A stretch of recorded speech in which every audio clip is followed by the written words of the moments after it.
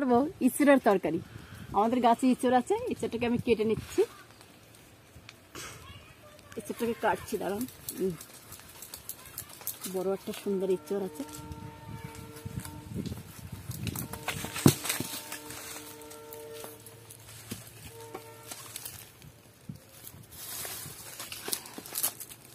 খুব বড় ইঁচড়টা হয়েছে। আমি কেটে নিয়ে আসলাম, এইবার আমি কেটে নেব এঁচড়টাকে। খুব আটার জন্য আমি একটু তেল দিয়ে নিই, আটাটা কম লাগবে তাহলে কষটা। একটু বটিটাই দিই, হাতে দেবো, একটু গামলাটাও দেবো, বাটিতে।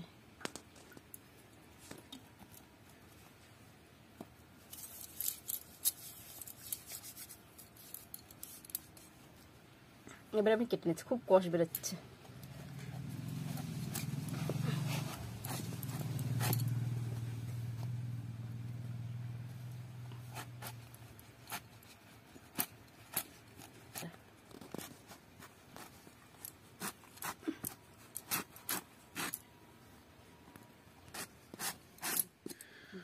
এই কষগুলো আমি জল দিয়ে ধুয়ে নিয়ে এসে তারপর কাটবো।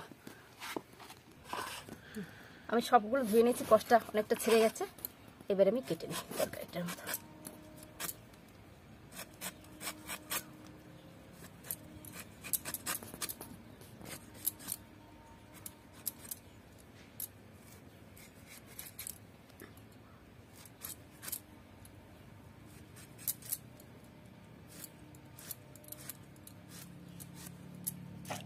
এইভাবে সবগুলো আমি কেটে নেব।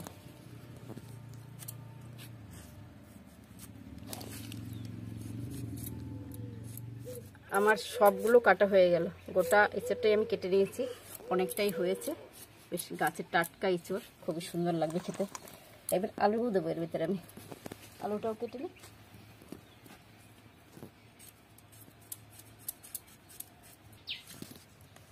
আলুগুলোও কেটে নিয়েছি। এইবার আমি ধুয়ে এটাকে সেদ্ধ করে নেব। সেদ্ধ করার পর আমি তরকারিটাকে করব।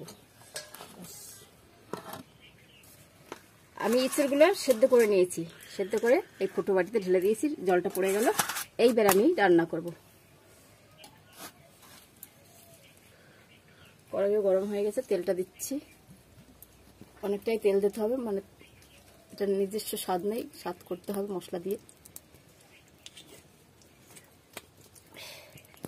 দেবো আমি শুকনো লঙ্কা, আর দেবো গরম মশলা, দারচিনি, লবঙ্গ আর এলাচ সোমবার দিলাম। আর দেবো তেজপাতাটা দিলাম।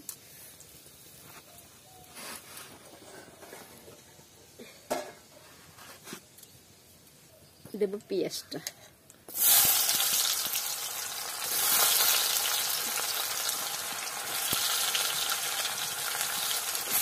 পেঁয়াজটা লাল করে ভেজে নিই, তারপরে দেবো অন্য মশলা। আমার লাল করে পেঁয়াজটা ভাজা হয়ে গেছে। এইবার আমি এই বাদ বাকি মশলাগুলো দেবো। এগুলো আছে শুকনো লঙ্কা 3টে, আদা, রসুন।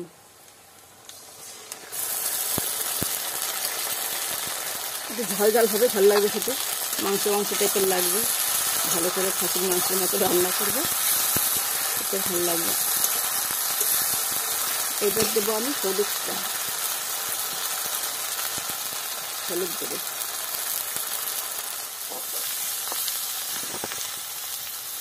এবার আমি নুনটাও দিয়ে দিই, 1 চামচ নুনটা দিলাম, এটি হয়ে যাবে।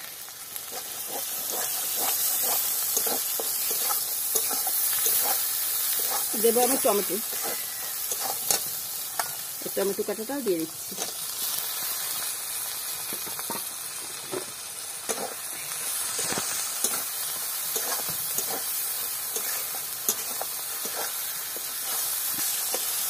দু 3 মিনিট বসে আমি কষাবো মশলাটাকে। ভালো করে কষানো হয়ে পরে তারপর এঁচড়টাকে দেবো। মশলাটাকে আমার কষানো হয়ে গেছে, এবার আমি এঁচড়টাকে দিয়ে দেবো।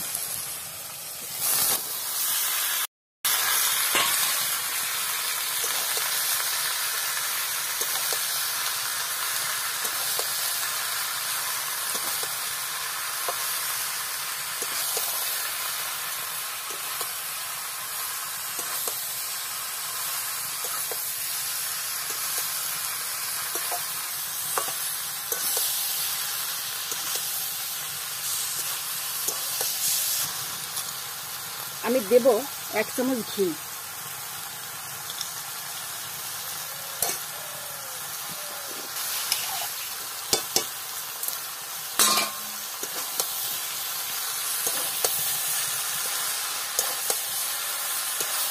একটু লামাবার আগেই দেয় অবশ্য, আমি লামাবার আগে দেবো না, কষাবার সময় দিলাম, টেস্টটা ভালো হবে।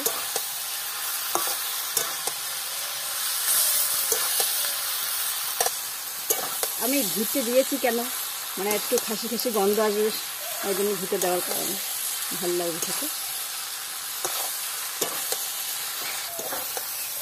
আমি 10 মিনিট বেশি কষাবো এটাকে, কষিয়ে তারপর আমি জল দিয়ে ঢাকা দিয়ে রাখবো। 10 মিনিট কষানো, এবার আমি জলটা দিচ্ছি।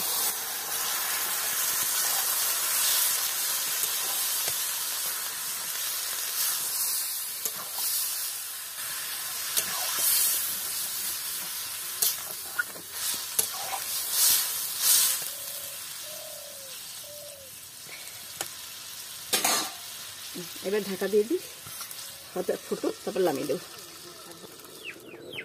উঠিয়ে দেখছেন একটা হয়ে গেছে। এইবার আমি বাটা মশলাটা দেবো। এই বাটা মশলাটা আমার ভাজা, তেল দিয়ে আমি ভেজে নিয়েছি, জিরেটা আর গরম মশলা আছে, এটাকে তেল দিয়ে ভেজে আমি দিয়ে দিচ্ছি বেটে।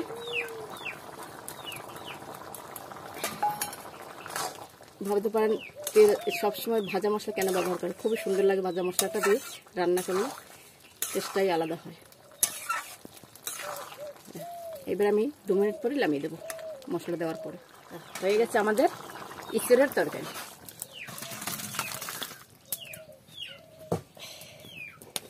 আমাদের ভিডিওটা ভালো লাগলে একবার লাইক করে দেবেন, কমেন্ট করে দেবেন ভালো লেগে থাকলে।